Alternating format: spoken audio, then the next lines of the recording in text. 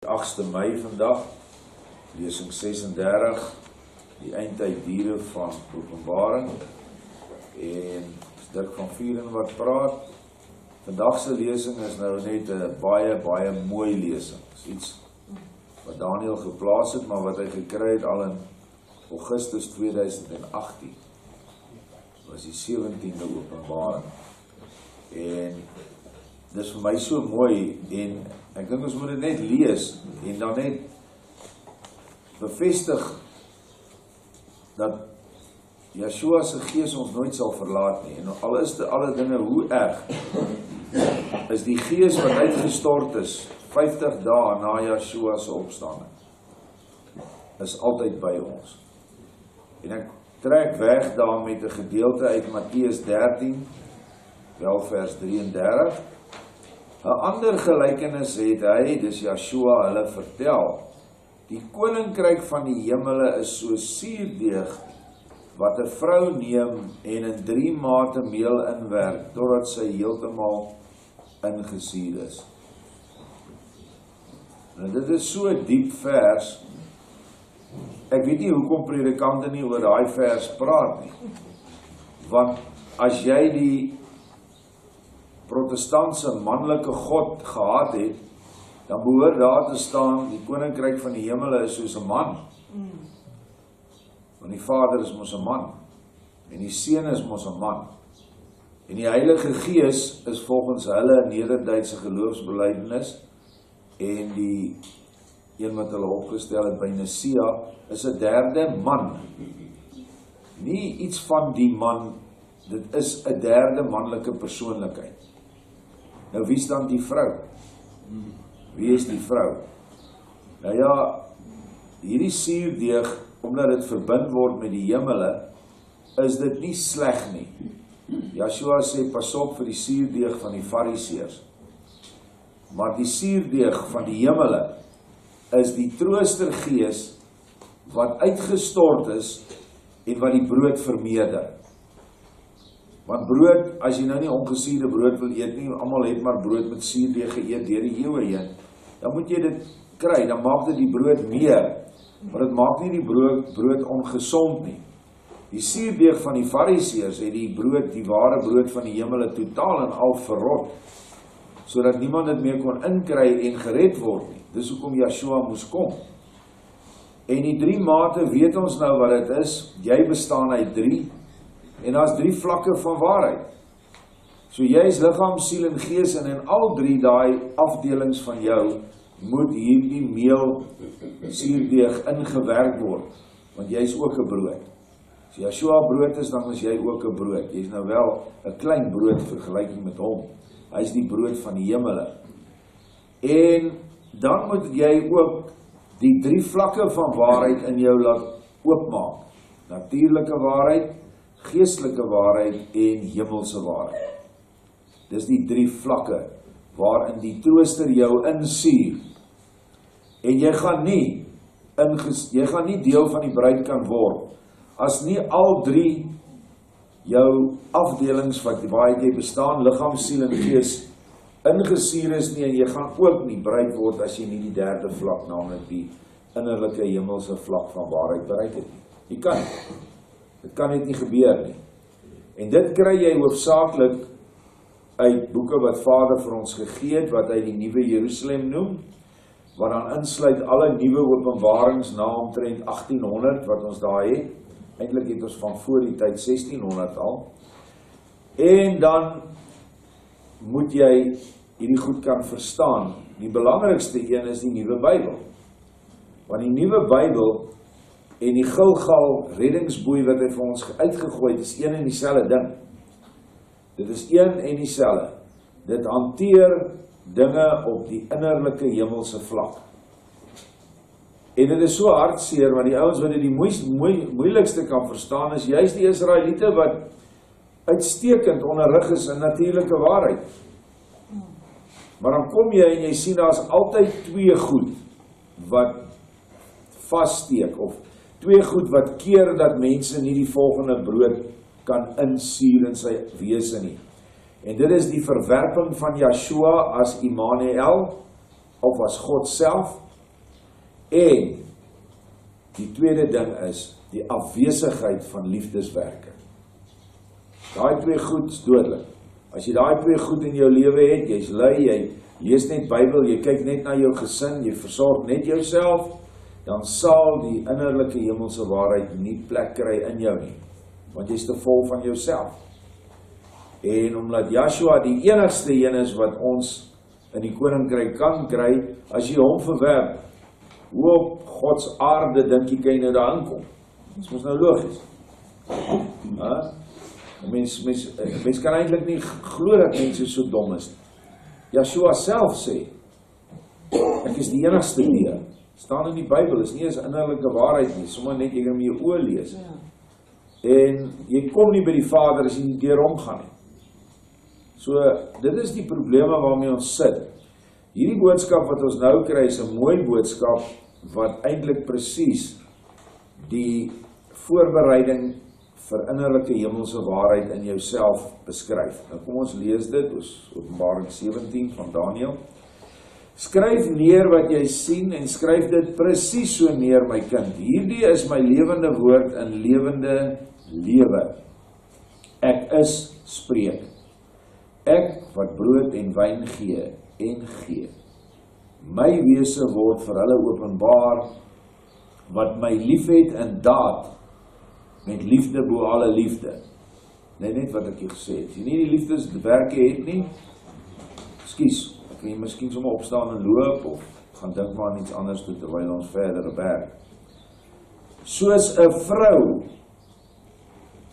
let wel, 'n vrou, soos die suurdeeg wat 'n vrou neem, op jou oesland kom wandel en jou grond met haar voete kom toets, en haar hand laat streel tussen die koringlande, en die oes volgens haar maat uitmeet. Sy neem die vrugte van die bome en voel dit aan met haar vingerpunte. Sy swaai albei arms wyd en neem 'n diepe asem in, en met haar glansende blou oë bekyk sy jou lande. Sy nader die fonteine en plaas druppel vir druppel aan haar lippe. Die kleure van die reënboog wemel om haar, so sy dansend, soekend huppel. Sy wandel verder en die pragtigste kleure en hemelse reuke gaan op tot aan die koepelblou hemele. Nou hierdie vrou is die troostermoeder wat ons oeslande besoek. En die oesland is in jou siel. Wat het jy geplant om brood te kan gee? Bedoelend, wat lees jy? Wat kry jy? Wat gee jy deur jou drome, gesigte, woord, wat ook al?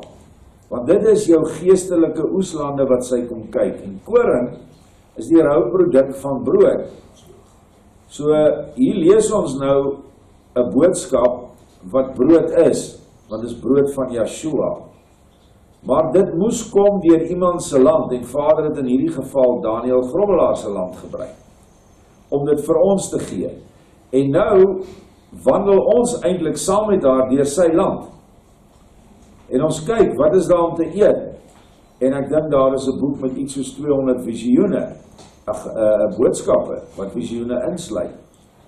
Die vrugte van die bome, hoeveel bome het ons wat hier sit, in ons oesland?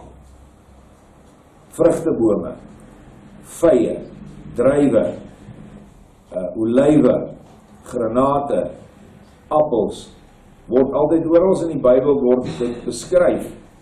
En dit is geestelike vrugte. Daar kry jy vye wat mooi is en vye te sleg om te eet. Dit is die oes van Juda, want Juda is die vyeboom. Druiwe word gepars en wyn word daarvan gemaak, ook druiwesap. Dit is die liefde. So, hoe lyk jou bome? Of is daar wel bome? Is daar droë bome wat geen vrug het nie? Of is daar groen bome wat geen vrug het nie? Dit het hy ook in die skrif ons gewys, hy verpes dit. Want hy het gesê, groen boom laat jou verdor tot in ewigheid.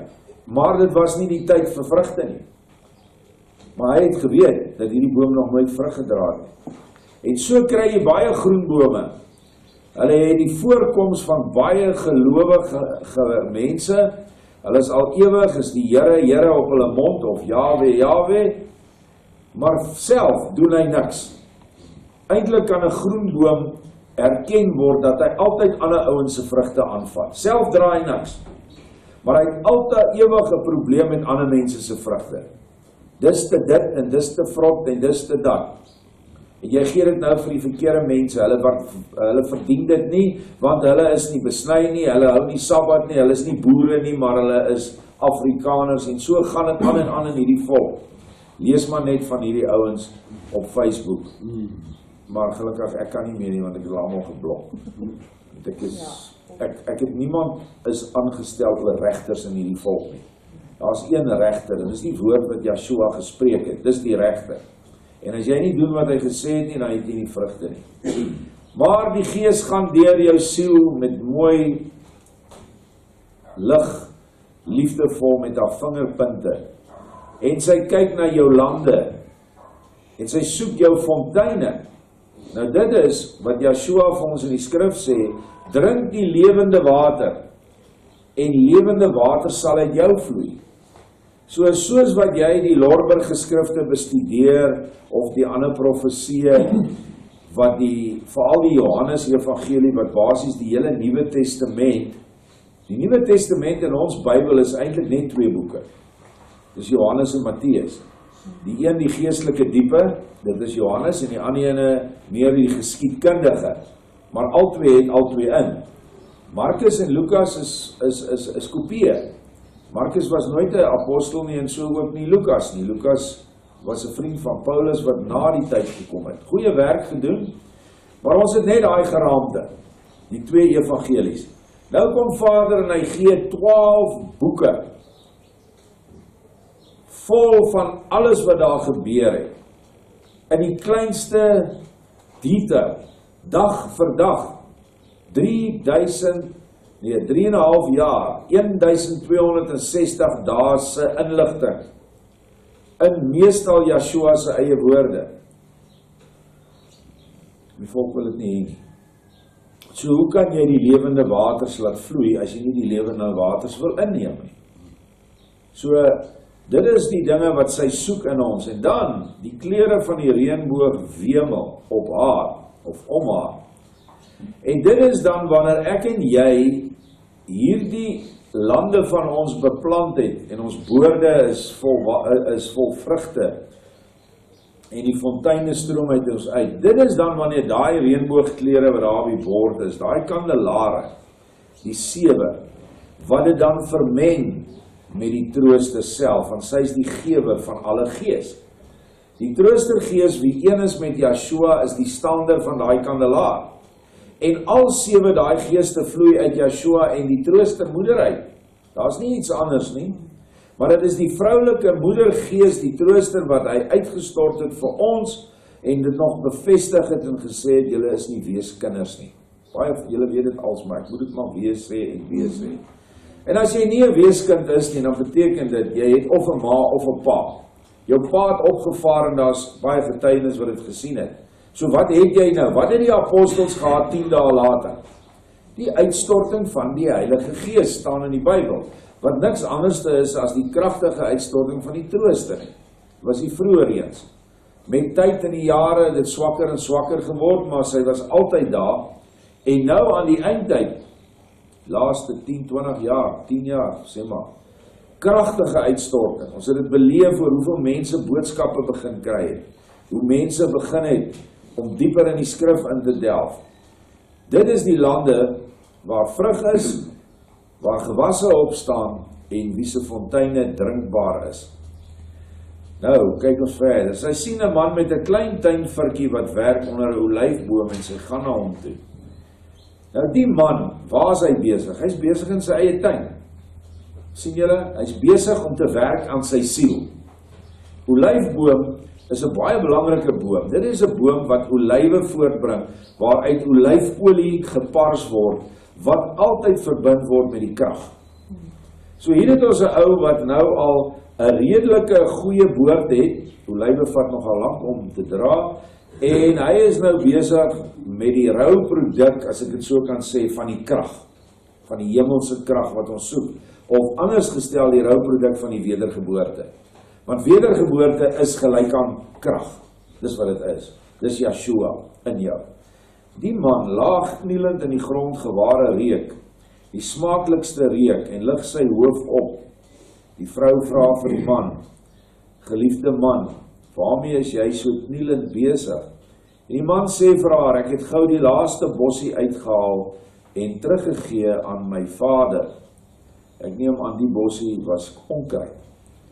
En hoe gee jy daai onkruid terug vir vader?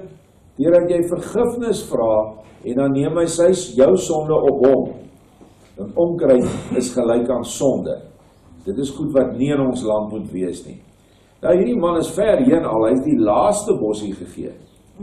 Hier, ek kyk so myself en sien ek 'n woud wat voor my lê wat ek nog moet uittrek. So hierdie ou is ver voor ons. Die vrou vra toe vir die man, wie is jou vader en waar is hy? Die man sê toe met 'n glimlaggende traan in sy aangesig, dierbare vrou, hy waarlik is. Die vrou sê met 'n glimlaggende traan in haar oë vir die man, hy is waarlik. Hy het my gestuur om te kom kyk of jy vir hom 'n huis gebou het. As hy jou huis waardig vind, dan sal ek jou wys waar hy is. Sien, jy moet dit so verstaan, dat die vrou wat hier praat, is Yeshua se vrou. Yeshua se vroulike deel, dit is die kationiese deel van Yeshua wie 'n androgene godheid is. Positief, anionies manlik, negatief, katolies vroulik. En dit is die vroulike wat hy vir ons gestuur het. Nou, wat sy hier sê is, nergens alleen nie, daar staan in die Bybel, Yeshua sê, ek stuur vir julle die gees van waarheid. En sy sal julle leer om alles te onderhou wat ek gesê het. En sy sal die toekomstige dinge aan julle verkondig. En die woord is sy, in die oorspronklike Grieks en Hebreëus is dit sy. Ek ken nie om wat die klomp kerke vir my sê nie. Want ek weet in elk geval nie wie is die derde hy nie, want ek kry hom nie in die boek nie. En as ons 'n driemanskap God het, hoe het hy dan vir Eva geskape? As hy 3 mans was. As God 3 mans is, die driekoppige, drie-enige God. Want dis die Rooms-Katolieke God, en dit is die protestante God. Hulle Maria aanbidding is maar sommer net so ietsie, so ekstra God wat bygegooi is, wat natuurlik absoluut vals is, en dis nie wat ons verkondig nie. Ons verkondig Yeshua in sy wese, waar hy op aarde gemanifesteer het ook vir ons die vroulike op aarde laat manifesteer, wat voorheen nie kon manifesteer nie, weens sekere redes. Nou is ons nie weeskinders nie, en ons is by ons ma. En dit is hoekom ons nou ons huise in orde moet kry, dan sal sy op ons wys waar hy is, die ek is, Yeshua. Want eers wanneer sy ons skoon gemaak het, wanneer sy jou lande en jou boorde goed bevind, dis vir haar bevrediging, dan gaan sy jou vat, en dan sal sy vir jou wys waar hy is. Is toch so logies? Ek wil 'n kind, as 'n ou dit nou vir kinders leer, hulle gaan dit verstaan, want hulle verstaan nie huisgesin. En toch sê Yeshua, as jy nie soos 'n kindjie word nie, sal jy nie die koninkryk vererwe nie. So as ons nou vat, die koninkryk is 'n vrou, en ons kyk nou hier na die lande, en dit is eenvoudig, ek kan nou hierdie lesingkie gaan gee vir die graad eentjies. Hulle het 'n bietjie anders te praat, maar ek weet hulle sal dit almal verstaan. So, al hierdie hoëwaardige besprekings oor God en verhandelings oor God en drie-enig en twee-enig, al daai goed nie, moet vals wees, want dit kan nie binne hierdie kriteria geplaas word, naamlik dat eenvoudige kinders die koninkryk gaan beerwe. Die man sê aan die vrou, is die man in die land, kom hierheen en stap saam met my. Die vrou en die man stap met vrolikheid van hart en kom op 'n groot draaiende fontein af met 'n groot boom in die middel. Weet julle nou waar dit is? Ek hoop dan julle weet nou al waar dit is. Die boom was magtig en glansrykheid en daar het 'n groot waterval vanuit die boom gevloei. En soos die waters val in alle rigtings, so verander dit in die lieflikste dou, wat al die lande oordek. Dis een ding van ons plaas hierso. Ons is so bevoorreg. Partykeer lastig, dan kan jy amper tot 11 uur nie uitry nie. Maar ons kry soveel dou in die oggend. Ons noem dit nou mis, maar dis dou. Hy kom, partykeer as daar nou nie 'n misgordel nie, maar dit bly dou tot partykeer, soos ek sê, 11 uur. En dis omdat ons so laag lê in die moed. Maar dou is altyd dit wat in die vroeë oggend kom. Dit is die vroeë oggend van jou geestelike lewe. Wanneer die son vir jou opkom, dan het Yeshua in jou opgestaan. En asseblief moet my nou tog nie sê, jy is nou met die son God besig nie. Ek herhaal net aan wat in Maleagi 4 staan. Die son van geregtigheid moet eers opkom oor jou lande. Niks kan groei as daar nie son is nie. So dit is goed om Yeshua met die son te vergelyk, want die son is warm en die son gee lig. Wat is warm? Dis liefde. Wat is lig? Dis wysheid. Wat kom wanneer liefde en wysheid een word, wanneer die son se strale hier by ons kom? Dan is daar die krag van groei vir almal. Vanaf die kleinste muggie, muskiet, muurtjie tot by ons. Van die kleinste stukkie grasblom tot by die grootste boom. Dit is wie Yeshua is. En die dou, wat nou kom in die lande oordek, is vir my absoluut die ontwaking van die siele nou in hierdie laatreënstyd. In die tyd waar ons moet gereed kom vir die wedergeboorte. Die draaiende fontein is natuurlik, met die groot boom, is die boom van die ewige lewe. En die boom van die ewige lewe is net 'n ander naam vir die trooster gees, vir Yeshua se gees, wat geplant was in die tuin van Eden. Sy was beskikbaar vir Adam en Eva, maar weens hulle vergryp aan die ander boom van die kennis van suiwer en besoedel, wat Nagash teen die boom gaan staan en gesê, eet van hierdie vrugte, want dan sal julle soos God wees, en God wil nie hê julle moet soos hy wees nie. Toe val hulle. Toe moes hulle weggevat word uit daai tuin, wat niks anderste is as, albei bome was in Adam en Eva se hart geplant, innerlik. En hulle moes weggevat word van daai boom, want anders sou hulle vir ewig in hulle vervalle toestand lewe. Dis wat die skrif sê.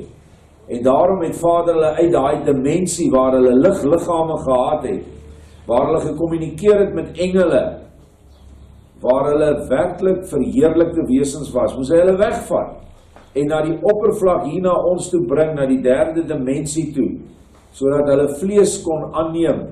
Eintlik het hulle klaar vlees aangeneem na die sonde. Hulle liggame het gestol in vleesliggame, want bloed, glo ek, vandag is gestolde lig. En so het ons dan nou almal is ons afgesny van die groot boom wat in die middel gestaan het. Ook van die draaiende fontein af. Want as jy die boek Henoch lees, sal jy sien dat die fonteine is die gees. En daar's verskillende fonteine, daar's baie fonteine van wysheid. So ons moes nou weer, Yeshua moes kom en vir ons hierdie boom weer oprig in die middel van ons tuin. Die tuin wat die vrou nou net deurgegaan het. Dis 'n groot tuin, dis nie eintlik 'n tuin nie, dis 'n plaas. Want jy plant nie boorde en koring in 'n tuin nie. Dis baie groter. Nou ja, die waterval, weet ons, is dan die water wat ons nou gegee word aan die einde van die tyd, wat niks anderste is as die openbaring van innerlike hemelse waarheid nie. Daarom is hierdie boom nie vir almal nie. As sy nou deur die ou se tuin gekom het en gesien, hierdie ou sit hier, en al wat hy doen is hy oordeel ander mense. Hy sit daar en sê, hierdie grond is so, daai ou se grond is so, hou nie van hierdie ou se vrugte nie. Sou sy daar gebly het, sou sy daar met daai mooi glansende blou oë, met haar vingerpunte oor sy gewasse kon gaan. Nee, sy sal net wegstap. Sy sal nie eens daar ingaan nie. Die Gees sê, ek klop. As jy nie oopmaak, jy gaan ek verby. Dink julle, hy sou daar ingaan, as hulle niks werke gehad het? Nooit. Want hierdie, wat sy daar sien, is ons werke. Die feit dat jy bereid is om jou onkruid uit te trek. Ek het gister hard gepraat, en baie mense neem my seker kwalijk, maar as jy nie hierdie onkruid gaan uittrek nie, het jy moeilikheid, want jy gaan nie hierdie vrou ontmoet nie. Die volgende oomblik toe versamel al die reënboogklere wat die vrou omhels het en rig 'n groot glansryke reënboog op by die fontein en ewe skielik verander die waters wat vanuit die fontein vloei in al hierdie klere tegelyk. Die man vra aan die vrou, wat het nou net gebeur? Die vrou sê aan die man, kyk hoe werk ons Vader, wanneer jy in die ark van liefde gekom het, bewys hy sy getrouheid. Nou vra ek elkeen, die voor ons sit, my sit en op die pad, is jy in die ark van sy liefde? Dis nie nou net 'n houtboot nie, of 'n houtskuit soos Noag gebou het nie, jy is Noag, en jy bou jou eie ark. Het jy 'n ark van liefde gebou, of 'n ark van veroordeling, of 'n ark van alles net vir jouself? Dis waaroor ons moet praat. En in hierdie tyd, wat nou so erg word, nog meer, wat het jy laas week, of hierdie afgelope week vir jou naaste gegee en gedoen? As jy niks gedoen het nie, is jy nog nie in die ark van liefde nie. En onthou, daai ark se deur gaan een of ander tyd toe, bedoeling, dit raak nou al hoe moeiliker om liefdeswerke te doen. 'n maand en 'n half gelede kon jy ry waar jy wil en vir mense goed vat wat jy wil. Nou moet jy allerlei permitte hê. Jy moet permit hê vir dit en 'n ou moet vir jou bestelling plaas en al daai nonsens. Jy kan dit nie eens meer in die straat van mense uitdeel nie, dan is jy met onwettighede besig. Dit is alles besig, die arkdeur van liefde is besig om toe te gaan. En wanneer jy nou nie meer kan liefdeswerk doen nie, want jy nou net geperk is op jou eie ou plekkie, sonder enige moontlikheid, hoe gaan jy liefde kan doen? Hoe kan jy groei in die liefde as jy nie kan liefde uitoefen nie? En dit is waarmee Satan besig is, want hy weet baie goed wat jy in die geestesreële moet doen om hoër te gaan. En hy wil juist nie die mense hoor hê nie. Nou hierdie glansryke reënboog is net nog 'n bewys dat die trooster Yeshua is die staander van daai kandelaar en uit hulle uitspruit al die engelgeeste, want die 7 kandelare is die 7 engelgeeste. Al 7 daai engele was al op aarde. Al 7 van hulle het as mens gekom, baie meer as een keer. Michael, wat die 3de gees is, daar was al wat ons van weet 3 keer op aarde. Kenan, Elia, Johannes. Yeshua sê dit. Maar hy was nog baie ander kere hier. Hoekom? Is dit reïnkarnasie? Nee. Omdat hy 'n engelgees is, wil hy sy reënboogkleur hier by aarde bring en hy wil die gebied waarin hy is, wil hy die mense tot waarheid bring. Dis wat hierdie reënboog is. Dit is die moeder wat via haar engelgeeste die waters verander in gekleurde reënboogagtige water. Ek het nou nog nooit sulke water gesien nie, maar kan dit aan myself bedink, dit moet pragtig wees. Kan jy dink branders in 'n see, as hy nou daai verskillende reënboogkleure het, hoe mooi sal dit nie wees nie. Dit is beteken net, uit jou uitstroom waters van liefde, wysheid, krag tot by barmhartigheid en geduld. Dit is wat uit jou uitstroom, want alles hier is innerlik, wanneer jy in die ark van liefde is. Die ark van liefde is gelyk aan 'n landery met vrugte, bome, of 'n land met koring, of met fonteine wat drinkbaar is. Hulle stap toe 'n klein bietjie verder in die suidelike rigting, net naby die fontein. Die man wys met sy linker vinger en die vrou sien die huis. Nou moet ons terugkom, hierdie draaiende fontein met die groot boom in die middel. Jy moet sekerlik met blindheid geslaan wees, om nie te sien dat dit die Gilgal klipwiel oprigting is nie. Dis die Gilgal wiel van Esegiel, wiel binne die wiel, of groot wiel met wiele binne in. Dit is die krag wat hy vir ons gee via hierdie opgerigte huis wat hy nou opgerig het in die vorm van 'n wiel. Onthou, alles is geestelik op 'n plat vlak in die fisiese. Maar in die geestelike is hierdie draaiende fontein, of is 'n draaiende fontein om die boom, is wat baie mense gesien het. Dit is hierdie warrelwind wat klein onder begin en al hoe groter word soos 'n koedehoring. Dit is in elk geval hoe die heelal lyk, soos 'n ewig groter wordende warrelwind of horing van 'n dier. En dit is die huis wat nou bo-op hierdie fontein, of net by die fontein, gebou is. Hierdie huis was op 'n groot bergkoppie gebou en was pragtig. Soos die man en vrou nader stap, sien die man skielik hoe die vrou opkyk en die hemele open met haar linkerhand.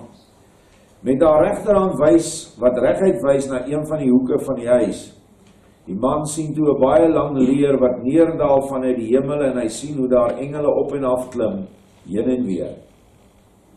En dit is presies wat ek nou net gesê het, dat daar die kleure open die fonteine van die hemel, en die fonteine is die geeste, en die engelgeeste is die manlike engel, dis die ster, wat Yeshua aan sy regterhand vashou, in sy regterhand, en die kandelaar is die geeste van daai 7 sterre.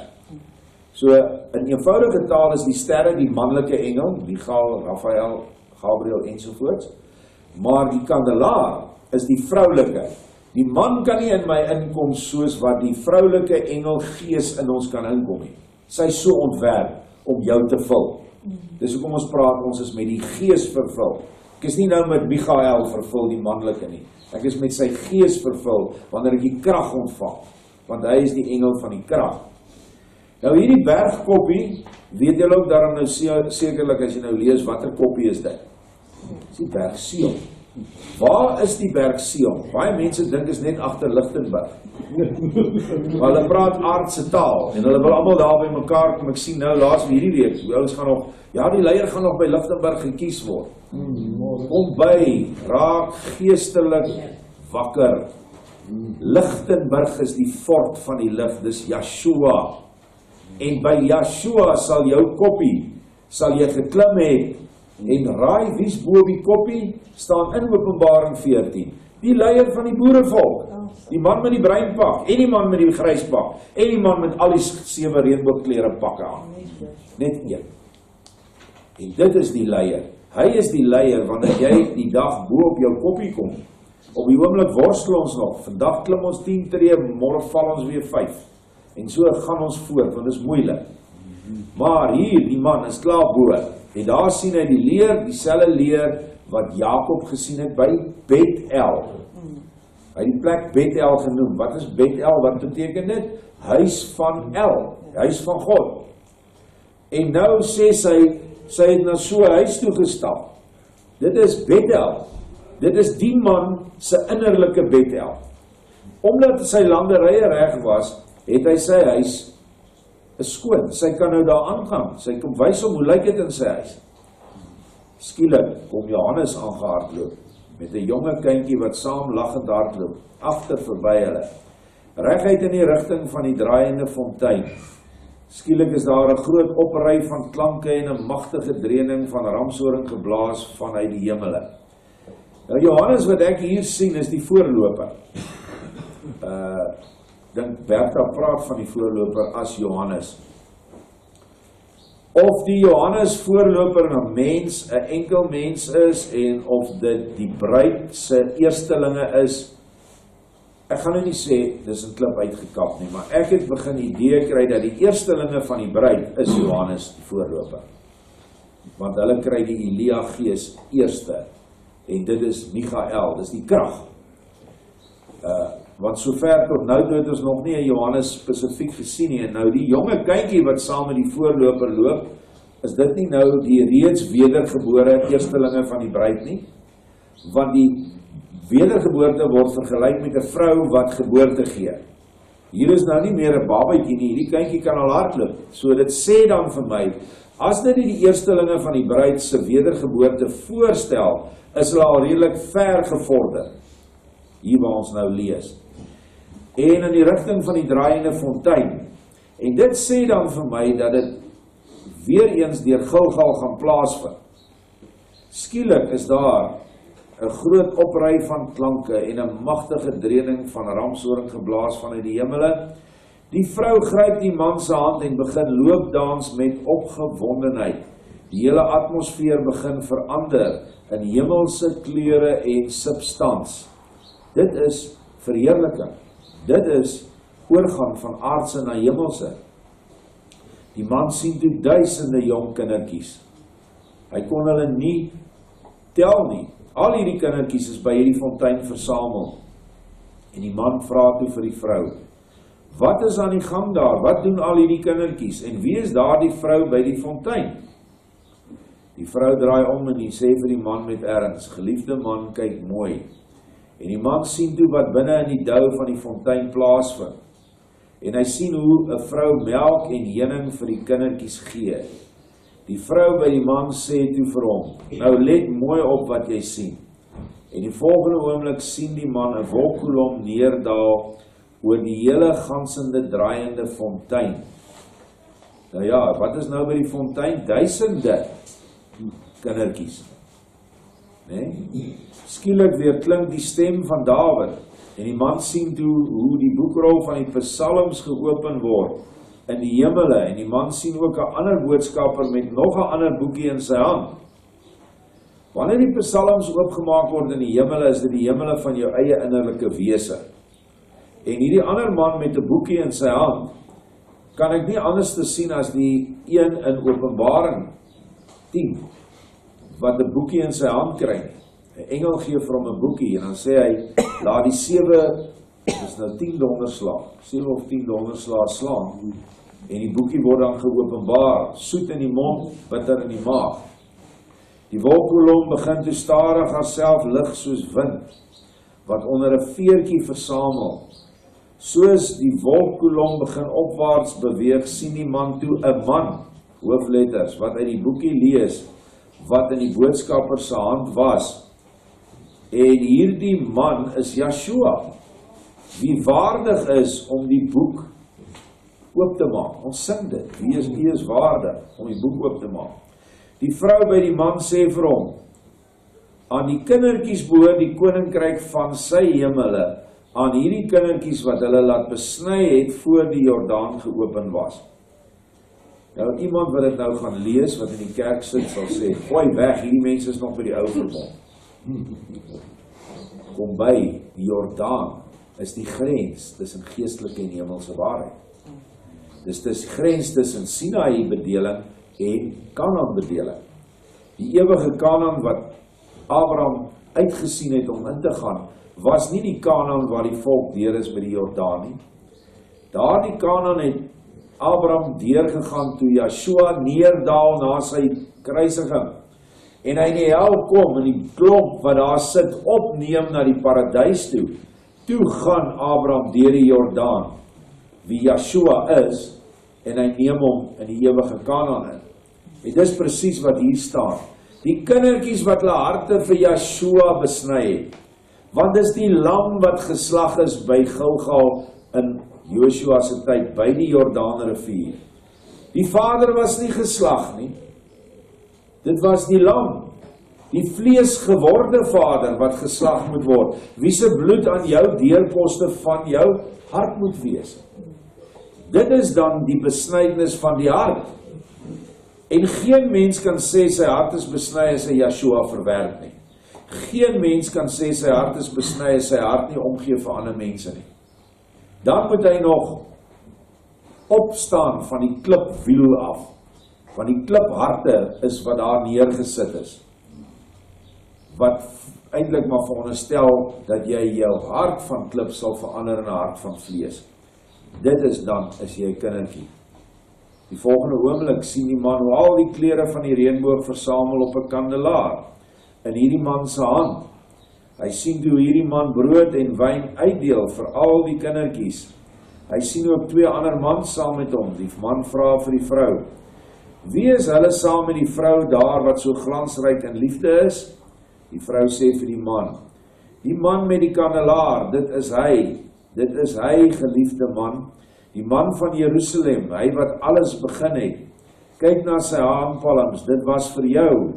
Die vrou saam met hom is sy Sions dogter, sy bruid, en die ander 2 mans saam met hulle is die 2 getuies. Interessant hier, dat Joshua hier nou die kandelaar in sy hand het, en die reënboog versamel, wat dan net vir my sê, wat ons hier sien is 'n grootskaalse, dis nie 'n een mens wedergeboorte hier nie, maar 'n volkswedergeboorte van die bruid wat begin. Want alles gaan begin met min, en dan gaan dit al hoe groter word. En duisende moet aangroei tot 144.000 mans en 144.000 vrouens, om die Melchisedek orde te vorm. Maar hier word aan hom gewys, waar hy deel is, want dit is ook die vrou in hom wat aangespreek voel, hoe hierdie hele wedergeboorte vanuit die Gilgal klipwiel, die berg Sion huis, gaan begin. En dit is hy, die geliefde man, wat alles begin het. Nou, die vrou is die Sions dogter. Nou, hier weet ons nou, dat die siel is die vroulike. Dis die Sions dogter in elkeen van ons. Wanneer die Sions dogter een word met die gees in haar, die gees is die manlike, hy is. Dis Yeshua. Wanneer jy een word in jouself met jou siel en gees, vind 'n huwelik plaas. Dit is die eenwording wat ons van praat. Dan word jou lande omskep in 'n huis en ontvang jy al die kleur van die fonteine, al 7 daai kleure. En dit is dan wanneer jy by die draaiende fontein kom, wat jou die volgende fase bring, naamlik die volledige wedergeboorte. Man en vrou moet eers een word in die huweliksnag. Dan vind verwekking plaas, dan vind geboorte plaas, en dan vind groei plaas. En hier sien ons al, dat die kindjie al lekker kan hardloop, en die ander kinders ook. En wat ontvang hulle? Hulle ontvang melk en honing. Ek soek daai vers in die Bybel, in die boek van herinnering en opregte, dat die kindertjies begrawe, in grotte begrawe was, beskerm was. O ja, dis by Jochebed en Moses, onthou julle daai verhaal? Toe kry hulle iets wat hulle van eet, dit was toe melk en honing, wat hulle gesuig het. Ek kan nou nie onthou by wie hulle dit gekry het nie. Maar ek dink toe aan 2 Romeise, een van melk en een van honing. En dis hoe hulle daar in daai ondergrondse skuilings beskerm is, toe hulle al die kinders doodmaak. Moses is toe mos op 'n bisie mandjie gevat. Nou ja, die wolkkolom, wat ons in die 3de paragraaf terugkry, wat oor die aarde neerdaal, is die koms. So wat eintlik hierdie hele stukkie is, die voorloop tot by die wederkoms. Die wederkoms vind in jou plaas, maar dit gaan in 'n groep mense plaasvind, wat ons dan eerstelinge noem. Dan sê hy ook, die 2 getuies, het hy baie duidelik vir Marita in die boek, die 2 getuies gegee, al in 2008. Die getuies is die werke van die vlees, Elia, werke van die gees, Enoch. Dit is die 2 getuies. So, werke kom tog uit 'n gees. Of het nou 'n geeswerk is, en of het 'n vleeswerk is. Iets wat jou dryf om klere vir mense te vat of kos, dit is tog 'n gees wat in jou inkom. Jy was nie so gister nie, maar jy het dit begin en nou wil jy nie daarmee ophou nie. Dit is omdat jy die bereidheid daartoe gehad het, het die gees jou betrek. Dit is nog steeds almal dieselfde gees. Ek moes eintlik die kandelaar hier gesit het, maar jy was nie plek nie. Onthou die kandelaar, en dan is daar 2 bome, olyfbome links en regs. En die man was juis hier besig met 'n olyfboom, met sy getuienisse. En dan voer die olyfbome olie na die buitenste 2 kandelare toe. En die 7 geeste kan ook die 7 gemeentes wees.